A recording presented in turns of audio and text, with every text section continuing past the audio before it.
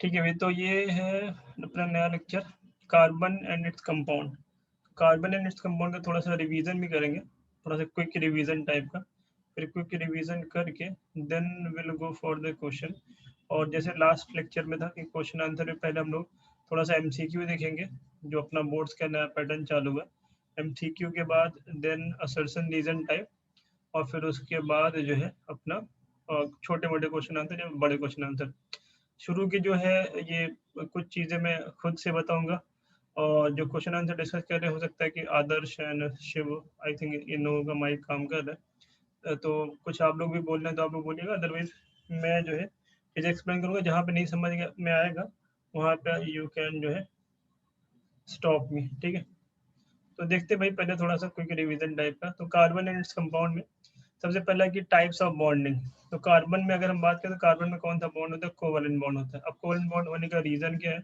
जैसे कार्बन का हमें पता है एटॉमिक नंबर कितना था, 6, तो इसमें 2,4 अभी 4 जो है वैलेंस इलेक्ट्रॉन है, तो इसको अपना ऑक्टेट पूरा करने के लिए 4 इलेक्ट्रॉन और चाहिए। तो दो तरीके, या तो 4 इलेक्ट्रॉन को इसको दे दे, उसके पास 8 इलेक्ट्रॉन हो जाएगा वैलेंस में, तो इसका ऑक्टेट पूरा हो जाएगा। लेकिन ये तरीका पॉसिबल नहीं है, क्योंकि इसके पास जो 6 प्रोटॉन है, अभी अगर 4 इलेक्ट्रॉन अगर आप और दे दोगे तो कितने, अभी कितने इलेक्ट्रॉन है? 6, 4 और दे देंगे आप तो 10 इलेक्ट्रॉन हो जाएंगे। तो जो 6 प्रोटॉन, इसके लिए 10 इलेक्ट्रॉन को होल्ड करना पॉसिबल नहीं है। तो ये इस तरह का जो है, मतलब किसी से इलेक्ट्रॉन ले नहीं सकता 4 इलेक्ट्रॉन। दूसरा तरीका ये था कि ये 4 इलेक्ट्रॉन जो है ये गिव अप कर दे। 4 इलेक्ट्रॉन अगर दे दे तो फर्स्ट शेल में सिर्फ 2 इलेक्ट्रॉन बचेंगे, और फर्स्ट शेल में 2 इलेक्ट्रॉन जो है उसका बोलते हैं कि डुप्लेट कंप्लीट, जैसे हाइड्रोजन हीलियम का जैसे डुप्लेट कंप्लीट होता है, क्योंकि फर्स्ट शेल में जो मैक्सिमम कैपेसिटी कितनी होती है फर्स्ट शेल की? 2, और फर्स्ट शेल में 2 इलेक्ट्रॉन है तो वो क्या होगा? स्टेबल होगा, जैसे हीलियम में 2 इलेक्ट्रॉन है। तो ये यहाँ ये भी एक पॉसिबिलिटी कि 4 इलेक्ट्रॉन किसी को दे दे और 2 इलेक्ट्रॉन इसके लास्ट शेल में बचे, ये स्टेबल हो जाए। लेकिन यहाँ पे ये भी नहीं हो सकता, क्योंकि इलेक्ट्रॉन निकालने के लिए हमें कुछ एनर्जी की जरूरत पड़ती है, जिसको हम लोग आयोनाइजेशन एनर्जी बोलते हैं, या फिर अगर पोटेंशियल के टर्म में बोले तो आयोनाइजेशन पोटेंशियल बोलते हैं। जैसा कि आप लोग पहले मैं पढ़ा चुका हूँ कि किसी भी इलेक्ट्रॉन को, किसी भी ऐसे एटम से इलेक्ट्रॉन निकालने के लिए जो एनर्जी, उसको आयोनाइजेशन एनर्जी बोलेंगे। और जैसे जैसे जैसे इलेक्ट्रॉन निकालते जाते हैं और ज्यादा आयोनाइजेशन एनर्जी की जरूरत पड़ती है। मतलब जब फर्स्ट इलेक्ट्रॉन निकालेंगे तो उसको आयोनाइजेशन एनर्जी 1 बोलते हैं, सेकंड को आयोनाइजेशन एनर्जी 2 बोलते हैं, थर्ड को ऐसे आयोनाइजेशन एनर्जी 3 बोलते हैं। जो 3 है वो मोर देन 2 होता है, और जो 2 है वो मोर देन 1 होता है। तो हमें बहुत ज़्यादा एनर्जी की ज़रूरत पड़ेगी। तो जो बॉन्ड बनाने के लिए भी इलेक्ट्रॉन लूज करे, उसके लिए इतनी ज़्यादा एनर्जी वेस्ट करना ठीक नहीं है। तो ये भी पॉसिबल नहीं है, ना तो इलेक्ट्रॉन ले सकता है ना तो इलेक्ट्रॉन दे सकता है। और इलेक्ट्रॉन ले करके और दे करके जो बॉन्ड बनता है उसे को हम लोग आयनिक बॉन्ड बोलते हैं। तो यहाँ पे आयनिक बॉन्ड पॉसिबल नहीं है। तो कुल मिला के एक ही पॉसिबिलिटी बनती है कि ये क्या करे, इलेक्ट्रॉन शेयर करे। तो जब शेयर करके जो बॉन्ड बनेगा उसको हम लोग कोवेलेंट बॉन्ड बना बोलते हैं। तो कार्बन के पास 6 इलेक्ट्रॉन है, तो अगर वैलेंशन में बात करें, वैलेंशन में 4 इलेक्ट्रॉन है, तो ये 4 इलेक्ट्रॉन क्या करेगा? शेयर करेगा, और शेयर करके बॉन्ड बनाएगा। अब कोवेलेंट बॉन्ड कितने तरीके के होते हैं? पहले ही पढ़ चुके हम लोग, सिंगल बॉन्ड, डबल बॉन्ड और ट्रिपल बॉन्ड। सिंगल बॉन्ड कब बनेगा? जब एक एक इलेक्ट्रॉन की शेयरिंग होती है तो सिंगल बॉन्ड बनता है। जैसे हाइड्रोजन, अभी हाइड्रोजन का इलेक्ट्रॉनिक कन्फिग्रेशन देखेंगे तो 1, इसका एटॉमिक नंबर 1 है, 1 इलेक्ट्रॉन होता है। इसको हीलियम जैसा बनने के लिए, मतलब अपना डुप्लेट कंप्लीट करने के लिए 1 इलेक्ट्रॉन और चाहिए। तो 2 हाइड्रोजन जब आपस में मिलते हैं तो दोनों क्या करते हैं? इलेक्ट्रॉन को शेयर करेंगे। हम इलेक्ट्रॉन किया तो डॉट से दिखाते हैं या स्टार से। तो जैसे यहाँ पे इन लोगों ने शेयर किया, तो इसके पास 2 इलेक्ट्रॉन हो गए, इसके पास 2 इलेक्ट्रॉन हो गए। तो इसी को हम लोग लुईस डॉट स्ट्रक्चर भी बोलते हैं। आपसे एग्जाम में पूछ सकता है कि लुईस डॉट स्ट्रक्चर बनाने का। तो अगर एक इलेक्ट्रॉन की शेयर हुई तो जो एक एक इलेक्ट्रॉन इंडिविजुअल ने शेयर किया, तो जो बॉन्ड बनेगा उसको सिंगल बॉन्ड बोलते हैं। और इस तरह का जो स्ट्रक्चर हमारा लुईस डॉट स्ट्रक्चर। इसी तरह अगर जैसे ऑक्सीजन है तो ऑक्सीजन के पास एटॉमिक नंबर कितना होता है? 8। तो यहाँ पे 2,6 इलेक्ट्रॉन होते हैं, तो 6 वैलेंस इलेक्ट्रॉन है। तो इसको कितने की, अपना ऑक्टेट पूरा करने की कितने की जरूरत है? 2 की। या तो कोई इसको 2 इलेक्ट्रॉन दे दे, या आपस में 2 ऑक्सीजन मिल करके 2 इलेक्ट्रॉन शेयर कर लेते, जैसे यहाँ पे आपको दिख रहा है इन्होंने 2 इलेक्ट्रॉन शेयर कर लिए, तो 2 इलेक्ट्रॉन शेयर करने से इनका ऑक्टेट पूरा हो गया। और जब 2 इलेक्ट्रॉन की शेयरिंग होगी तो जो बॉन्ड बनेगा वो हमारा डबल बॉन्ड बनता है। इसी तरह जो ट्रिपल बॉन्ड कैसे बनेगा? अगर 3 इलेक्ट्रॉन की शेयरिंग हुई तो जो बॉन्ड बनेगा वो हमारा ट्रिपल बॉन्ड बनता है। तो ये हो गया हमारा कोवेलेंट बॉन्ड के बारे में, single bond, double bond, triple bond. अब ऐसा नहीं है कि सिर्फ यही पूछेगा आपसे, जैसे अमोनिया का स्ट्रक्चर पूछ सकता है, अमोनिया का लुईस डॉट स्ट्रक्चर बनाओ। मीथेन का पूछ सकता है, कुछ से कभी पूछ सकते हैं। जैसे मैं फॉर एग्जांपल मीथेन का बना देता हूँ। मीथेन का कैसे रहेगा? जैसे मान लो CH4 है, CH4 का अगर हम लुईस डॉट स्ट्रक्चर बनाए तो कार्बन के पास कितने इलेक्ट्रॉन? 1, 2, 3, 4। अभी एक हाइड्रोजन के पास 1 इलेक्ट्रॉन है, जैसे इसको स्टार से दिखा रहे हैं, उसने 1 इलेक्ट्रॉन शेयर किया तो इसका ऑक्टेट पूरा हो गया। फिर इसी तरह दूसरा हाइड्रोजन है, इसने भी 1 इलेक्ट्रॉन शेयर किया, इसका डुप्लेट, बेसिकली ऑक्टेट क्या बोलेंगे, डुप्लेट पूरा हो गया। तीसरा हाइड्रोजन है, उसने भी क्या किया, एक इलेक्ट्रॉन शेयर किया, तो इसका भी डुप्लेट कंप्लीट हो गया। चौथा हाइड्रोजन है, इसने भी क्या किया, एक इलेक्ट्रॉन शेयर किया, इसका भी डुप्लेट क्या हो गया, कंप्लीट हो गया। तो इन सबका डुप्लेट क्या हो गया, कंप्लीट। अब इन रिटर्न में देखते हैं कार्बन के पास कितने बचे, तो कार्बन के पास 4 तो अपने थे ही, और 4 इन्होंने शेयर किया।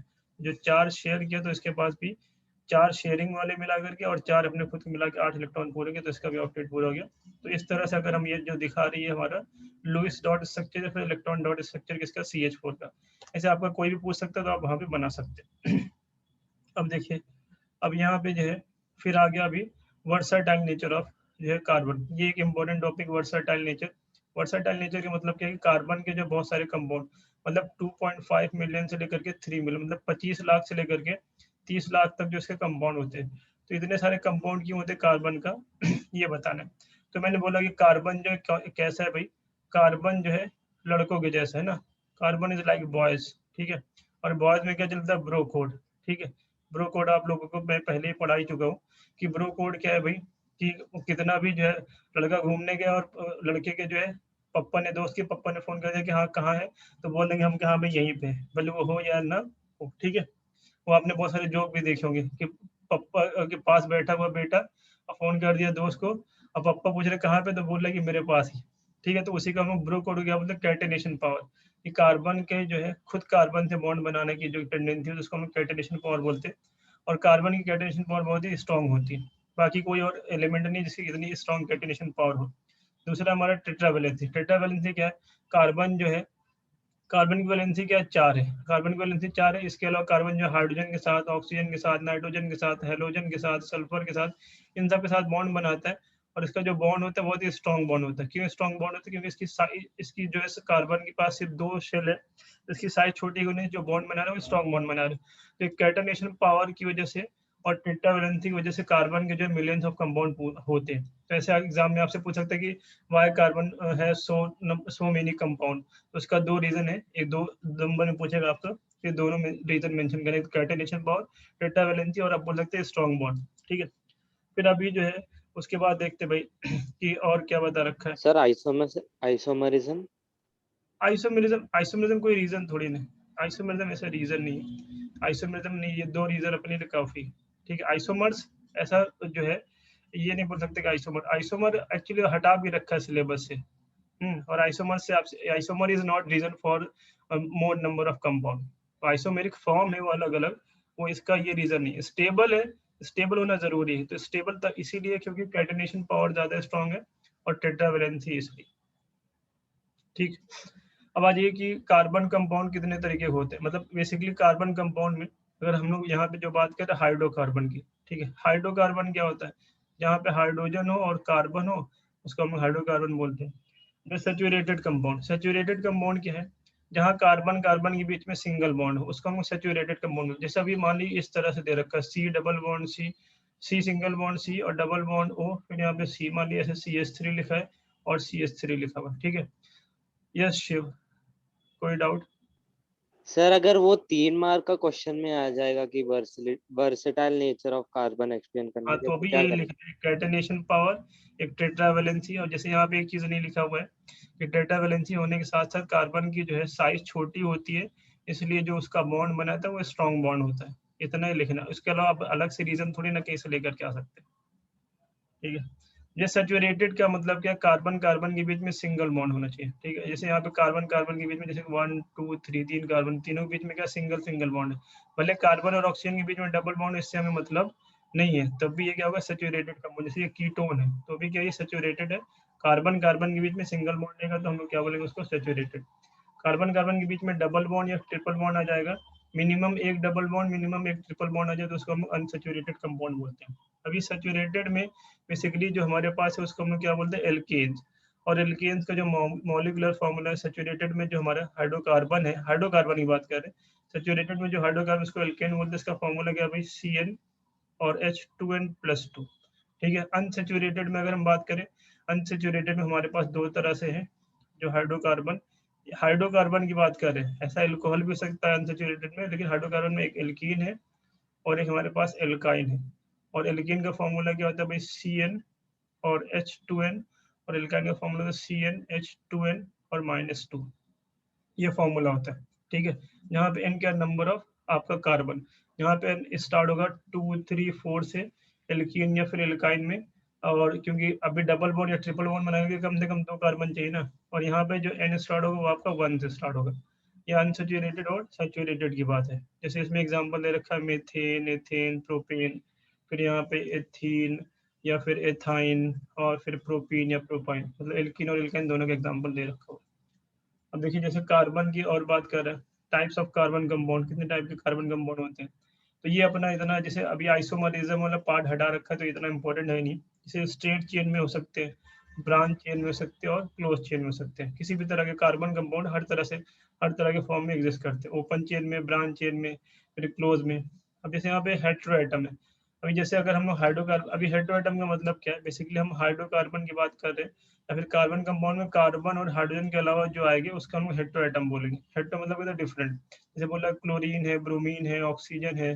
तो अगर ये फंक्शनल ग्रुप में, जैसे ये हेलो, इसको हेलो एल्केन बोलते हैं, लेकिन यहाँ पे हम लोग इसका नॉर्मली जैसे यहाँ पे क्या बता रखा है, formula of functional group, chlorine, bromine, जैसे हेलो एल्केन करके एक चैप्टर है 12th स्टैंडर्ड में, तो वहाँ पे हम लोग पढ़ते हैं ये एज अ सब्स्टिट्यूएंट हमेशा काम करता है, तो मेन फंक्शनल ग्रुप काम नहीं करता। फिर एल्कोहल है, तो एल्कोहल ही हमारा OH है। अभी एल्कोहल के लिए जो हम लोग एल्कोहल के लिए जो ये लगाएंगे, क्या नाम है, एल्कोहल के लिए जो कोड, ये सफिक्स है, प्लीज मैं थोड़ी देर कॉल करता हूँ, ठीक है, लेक्चर ले रहा हूँ। एल्कोहल के लिए सफिक्स जो है वो हमारे पास ऑल है। देन एल्डिहाइड के लिए जो सफिक्स है वो अल है। फिर कीटोन के लिए जो हमारे पास है वो ओन है। और कार्बोक्सिलिक एसिड के लिए क्या हमारे पास ओइक एसिड। ये भी हम लोग फिर से, अभी इतना इंपॉर्टेंट रहने गया इस साल के लिए, क्योंकि नॉमेनक्लेचर वाला पार्ट हटा रखा है ना शायद से, ये नहीं हटाया हुआ। हटा दिया है। हाँ, तो इसलिए इतना इम्पोर्टेंट है नहीं तो इस पे भी एक आध क्वेश्चन पूछ लेता। तो फिलहाल के लिए इतना काफी है। अब देखिए इसके बाद क्या है भाई, अभी केमिकल प्रॉपर्टीज आ जाए। दो तरह की प्रॉपर्टीज, एक फिजिकल प्रॉपर्टीज और एक केमिकल प्रॉपर्टीज। फिजिकल प्रॉपर्टीज में normally boiling point, melting point, इन सब के बारे में बताता है। केमिकल प्रॉपर्टीज में क्या है कि हम किसी के साथ जो रिएक्शन कर रहा है कार्बन कंपाउंड, तो किस तरह के रिएक्शन करते हैं। जैसे कंबशन, कंबशन का मतलब है केमिस्ट्री में, साइंस में कंबशन का मतलब क्या था, रिएक्शन विद ऑक्सीजन। तो अगर ऑक्सीजन से रिएक्शन करेंगे तो क्या बनेगा। तो नॉर्मली जैसे हाइड्रोकार्बन या फिर अल्कोहल है, मतलब कार्बन कंपाउंड अगर वो ऑक्सीजन के साथ रिएक्शन कर रहे हैं तो क्या बनाएंगे, carbon dioxide plus water plus heat and light. तो बोला कि कंबशन में क्या, burn in oxygen to give carbon dioxide along with heat and light. फिर उसके बाद है ऑक्सीडेशन।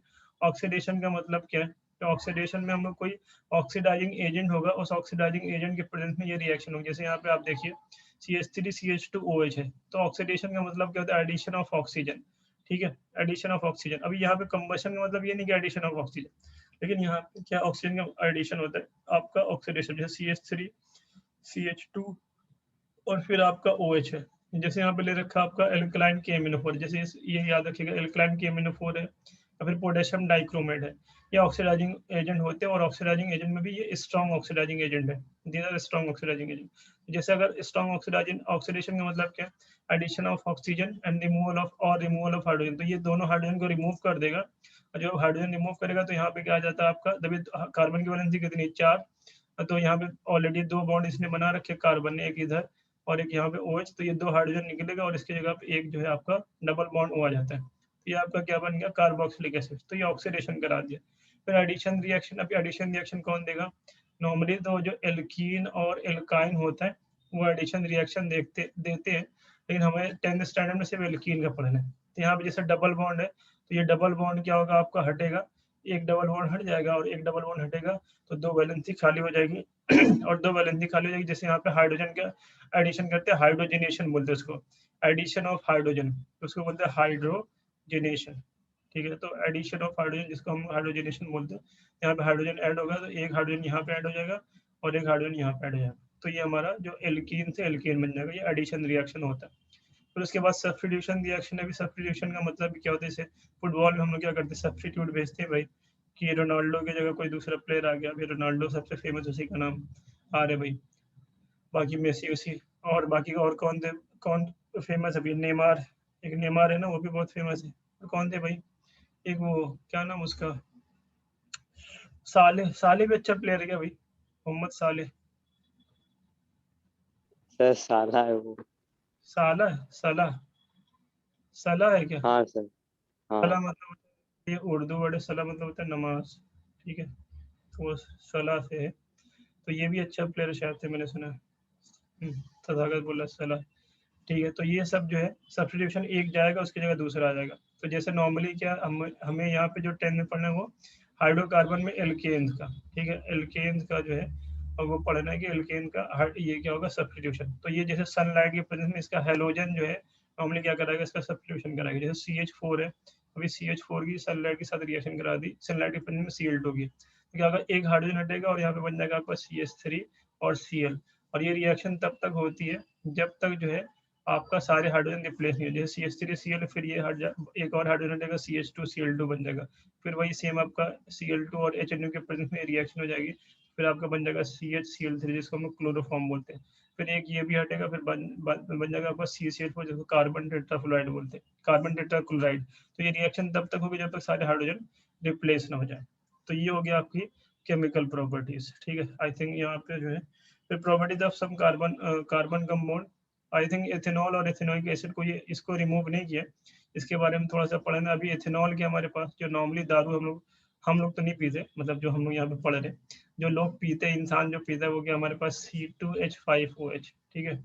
तो इसके बारे में है। और एथेनोइक एसिड की बात करें तो क्या हमारे पास CH3COOH, ठीक है। ये दो है, 1 2 मेथ एथ एथेनोइक एसिड, और यहाँ पे हमारे पास एथेनॉल जिसको हम ऐसे भी लिखते हैं CH3 और CH2 और फिर हमारा OH, तो ये एथेनॉल है, ठीक है।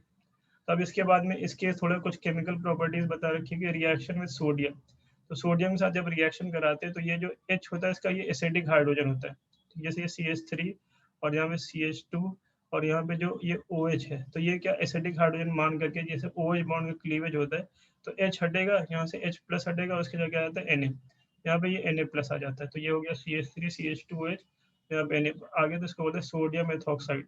इसको ऐसे भी कभी कभी जो है चलिए अभी जाने दीजिए, लिखने का कोई मतलब ही नहीं, छोड़ बाद में बताएंगे। ये सोडियम एथॉक्साइड के साथ में हाइड्रोजन गैस यहाँ पे रिलीज होगी, ठीक है। दूसरा यहाँ पर बता रखा है डिहाइड्रेशन रिएक्शन।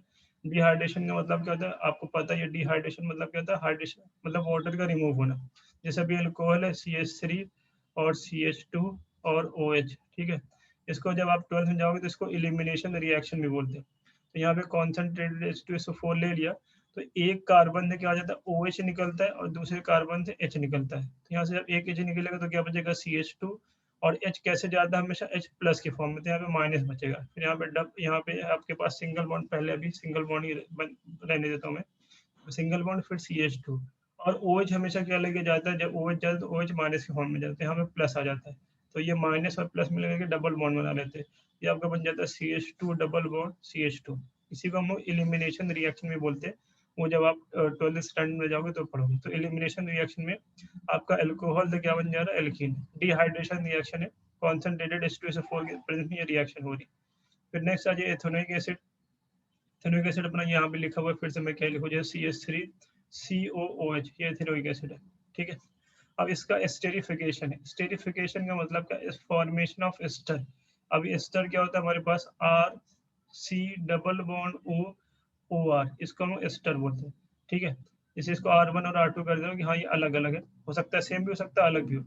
यहाँ पे जैसे एथेनोइक एसिड की रिएक्शन कराती है अल्कोहल के साथ, तो अल्कोहल के साथ कराते हैं तो जो C2H5 अभी रिएक्शन मैकेनिज्म की हमें यहाँ पे जरूरत है नहीं, तो ये C2H5 है ये जाकर के यहाँ पे जुड़ जाता है, H को हटा करके एक तरफ बोलते हैं, क्या बन जाएगा CH3COO, और ये C2H5 आपका ये मान लिया R1 हो गया, ये R2 हो गया, और प्लस आपका वाटर, तो एस्टर बनता है, इसलिए इसको स्टेरिफिकेशन भी बोलते हैं, ठीक है।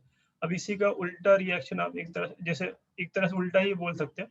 तो उल्टा जैसे सेपोनिफिकेशन, सेपोनिफिकेशन में क्या है, एस्टर इसकी रिएक्शन कराते हैं हम लोग NaOH से, तो NaOH से जब रिएक्शन कराते हैं ये C2H5 को क्या करता है, रिप्लेस कर देता है, उसके जगह खुद आ जाता है Na। यहाँ पे CH3CO Na बन गया, जिसको सोडियम एसिटेट बोलते हैं, और यहाँ पे साथ ही साथ आपको मिलेंगे C2H5OH जिसको अल्कोहल बोलते हैं। फिर अभी कार्बोनेट्स और हाइड्रोजन कार्बोनेट के साथ ये रिएक्शन भी अपने लिए थोड़ा इंपॉर्टेंट है। CH3COH की सोडियम कार्बोनेट के साथ रिएक्शन करा दी, यहाँ पे फिर वही से आपसे Na को हटा दिया, उसके जगह खुद चला गया, साथ में वाटर और कार्बन डाइऑक्साइड निकलेंगे, ठीक है। और फिर यहाँ पे दूसरा आपका सोडियम बाइकार्बोनेट से रिएक्शन करा दिया, फिर सोडियम हाइड्रोजन कार्बोनेट भी बोलते हैं, इसके साथ रिएक्शन करा दी तो फिर से वही बनेगा, सेम टाइप का प्रोडक्ट बनता है। फिर रिएक्शन विद द बेस, अगर बेस के साथ रिएक्शन कराएंगे तो ये आपका एसिड है और ये बेस है, तो हम लोगों ने पहले चैप्टर में पढ़ा एसिड बेस की रिएक्शन जब होती है मेटल और non metal, acid base chapter में पढ़ा है, तो वहाँ पे सॉल्ट बनेगा और साथ ही वाटर निकलेगा। ठीक है, सही भाई। तो ये हो गया एक तरह से क्विक रिवीजन, इतना ही सिलेबस में इस बार के इतना ही है, इससे ज़्यादा चीज़ें हैं नहीं। तो यहाँ पे ये वाला पोर्शन में ना इधर इतने पे, अच्छा एक होमोलोगस सीरीज भी, ये भी थोड़ा पढ़ ही लेते हैं। होमोलोगस सीरीज क्या है? तो ऐसी सीरीज जिसमें क्या है, ऐसी कंपाउंड की ऐसी सीरीज जिसमें क्या है, जिसमें फंक्शनल ग्रुप सेम हो, सेम फंक्शनल ग्रुप सेम हो तो उसका हम लोग होमोलोगस सीरीज बोलते हैं। जैसे यहाँ पे लिखा भी हो देखो, सेम फंक्शनल ग्रुप। जैसे अभी मान लो एल्केन है, तो एल्केन की सारी सीरीज बनेगी जिसमें सब में क्या सिंगल सिंगल बॉन्ड वाले सैचुरेटेड वाले, तो उसको हम लोग होमोलोगस सीरीज बोलेंगे।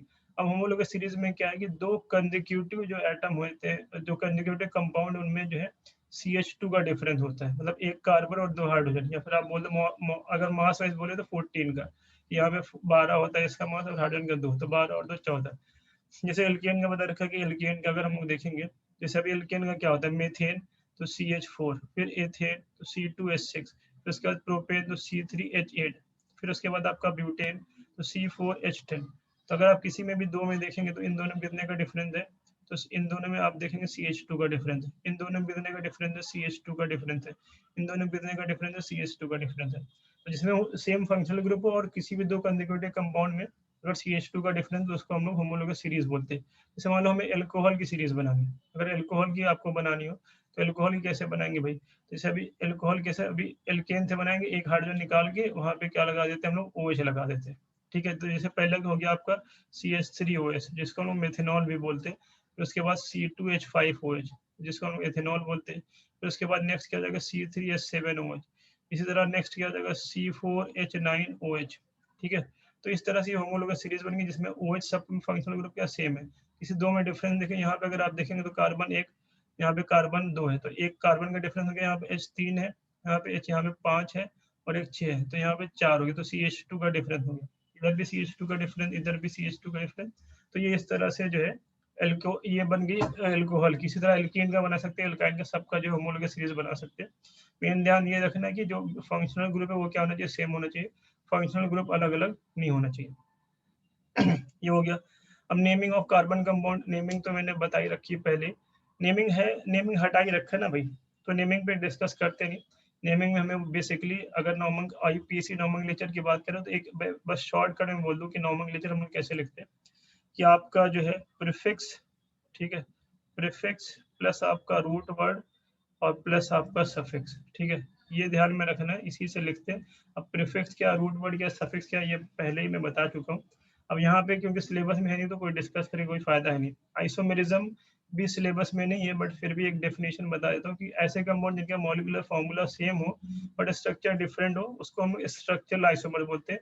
यहाँ पे यही डेफिनेशन काम करते हैं अपने 10th स्टैंडर्ड में, क्योंकि स्ट्रक्चरल आइसोमर हमारे सिलेबस में, जैसे यहाँ पे देखा रखा ब्यूटेन, अगर ब्यूटेन का फॉर्मूला देखेंगे तो C4H10 है, आप चाहे यहाँ पे काउंट भी कर सकते हैं, एक कार्बन, दो कार्बन, तीन कार्बन, चार कार्बन, तीन हाइड्रोजन, दो हाइड्रोजन, तीन दो 5, दो 7, तीन 10, C4H10। यहाँ पे देखेंगे 1 2 3 4, तो कार्बन 4 है, हाइड्रोजन देखते हैं 3 3 6 3 9 और एक 10, और हाइड्रोजन 10 है। तो दोनों का मॉलिक्यूलर फॉर्मूला सेम है बट स्ट्रक्चर डिफरेंट है, तो ऐसे कंपाउंड को हम लोग आइसोमर बोलते हैं और इस पूरे फिनोमेना को आइसोमेरिज्म बोलते हैं। फिर है एलोट्रॉपी। अच्छा, एलोट्रॉपी भी थोड़ा सा अपने सिलेबस में है। एलोट्रॉपी क्या बोलते हैं कि ऐसे एलिमेंट जिनके एक से ज्यादा फॉर्म एग्जिस्ट करते हैं उसको हम एलोट्रॉप बोलते हैं और इस पूरे फिनोमेना को एलोट्रॉपी बोलते हैं। जैसे कार्बन के तीन एलोट्रॉप है, कौन कौन सा एलोट्रॉप है भाई कार्बन के, तो डायमंड है, और क्या है, डायमंड के अलावा क्या है भाई, ग्राफाइट। क्या है, ग्राफाइट। ग्रेफाइट। तो ग्रेफाइट है, और फिर क्या हमारा C60 फुलेरिन। ये जो है कार्बन के डिफरेंट डिफरेंट फॉर्म पाए जाते हैं जिसको हम लोग एलोट्रोप बोलते हैं। तो ये कार्बन के एलोट्रोप अपने सिलेबस में NCERT में, तो एक ये भी थोड़ा सा उसके बारे में आप पढ़ सकते हो कि थोड़ा प्रॉपर्टीज की कार्बन के, जैसे कार्बन नॉन मेटल नॉर्मली क्या होता है, ये आपका नॉन कंडक्टर होता है, लेकिन जो ग्रेफाइट वो कंडक्टर है। मेटल नॉन मेटल क्या होता है, नॉर्मली सॉफ्ट होते हैं, लेकिन जो है जो डायमंड वो सबसे हार्डेस्ट मटेरियल है। ठीक है, C60 फुलेरिन में आप उसका जो है इस तरह से स्ट्रक्चर होता है कि एक 6 मेंबर की रिंग होती है और एक 5 मेंबर की रिंग होती है, और एक दूसरे से जुड़ करके वो फुटबॉल के फॉर्म का टाइप का स्ट्रक्चर बनता है। ये चीज है। फिर अभी सोप है, थोड़ा सा सोप के बारे में भी, सोप है या हटा रखा है, सोप है मेरे ख्याल से, है ना। है तो सर। सोप, तो सोप क्या है, कुछ नहीं, सिंपल है कि सोडियम और पोटेशियम सॉल्ट है, किसकी long chain of carboxylic acid. इसमें जो है एक हमारे पास एक टेल, एक हेड होता है और उसके बाद लॉन्ग चेन होती है हाइड्रोफोबिक की। तो हाइड्रोफोबिक टेल होती है और आपका जो है हाइड्रोफिलिक हेड होता है। हेड जो हमेशा इंटरेक्ट करता है, जैसे डस्ट वगैरह रिमूव करना है या फिर जो भी हमारे कपड़े उपड़े गंदे हो जाते हैं तो सोप से जो धुलते हैं, तो जो डर्ट होता है वो क्या होता है, हाइड्रोफोबिक इन नेचर होता है। तो डर्ट से जो हाइड्रोफोबिक वाला पार्ट जाके इंटरेक्ट करता है इसका सोप का, जो हाइड्रोफिलिक वाला पार्ट है वो वाटर से रिएक्ट करता है। तो ये लोग एक माइसेल्स का फॉर्मेशन कर लेते हैं। आपने देखा होगा इस तरह से माइसेल्स जो है, ये माइसेल्स का फॉर्मेशन हो जाता है। अब इतना अच्छा स्ट्रक्चर बन नहीं रहा, बट ऐसे माइसेल्स का फॉर्मेशन हो जाता है। तो यहाँ पे डस्ट पार्टिकल ये लोग क्या करते हैं, इसको कवर अप कर लेते हैं। फिर जब हम वॉश करते हैं तो ये अपने साथ जो डस्ट को लेकर के चले जाते हैं, तो हमारा जो कपड़ा साफ हो जाता है। तो है क्या सोप, तो सोडियम और potassium salt of long chain hydrocarboxylic acid. जैसे मान लो कि C17H35CONA ऐसे करके C17H35 और COONA इस तरह से, या फिर COK, ये क्या होता है, हमारा सोप होता है। तो सोप मॉलिक्यूल क्या बता रहे, the soap molecule thus the structure called micelles, जो micelles के बारे में बताया, this form an emulsion in water, the soap molecule thus help in वही डस्ट वस्ट कैसे, डर्ट वगैरह कैसे साफ करते हैं उसके बारे में बता रखा है। फिर है डिटर्जेंट। तो डिटर्जेंट क्या है, तो डिटर्जेंट आर अमोनियम और सल्फेट सॉल्ट। जैसे अभी ये क्या था, सोडियम और पोटेशियम सॉल्ट था, ये अमोनियम और सल्फेट सॉल्ट है। ये इंपॉर्टेंट याद रखने के लिए कि अमोनियम और सल्फेट सॉल्ट है किसका, वही लॉन्ग चेन कार्बोक्सिलिक एसिड। जैसे COH था, यहाँ पे CO लास्ट में, ये तो रहेगा अपना हाइड्रोकार्बन वाला पार्ट, यहाँ पे COONH4 हो जाएगा, जिसको NH4 का अमोनियम बोलते हैं, या फिर CO आपका सल्फेट हो जाएगा, सल्फोनेट हो जाएगा। ठीक है, तो the charge end of this compound do not form insoluble. अब जैसे यहाँ पे सोप और डिटर्जेंट में क्या डिफरेंस है, जैसे हार्ड वाटर होता है, हार्ड वाटर क्या होता है, ऐसा वाटर जिसमें मैग्नीशियम या फिर क्लोरीन की जो है आपका ये इम्प्योरिटी होती है। तो उसके लिए क्या होता है कि हम लोग क्या करते हैं, डिटर्जेंट यूज करते हैं, क्योंकि सोप जो है उसके साथ रिएक्शन करके प्रेसिपिटेट बना लेता है, और जो डिटर्जेंट है उसके साथ रिएक्ट नहीं करता और रिएक्ट करके प्रेसिपिटेट नहीं बनाता। तो इसलिए उस पर्पस के लिए हम लोग क्या यूज करते हैं, डिटर्जेंट यूज करते हैं। अदर्स कौन कौन सी, जो हार्डनेस का मतलब क्या है, what is the meaning of hardness of ये सोप, ये सॉरी हार्ड वाटर का मतलब क्या है।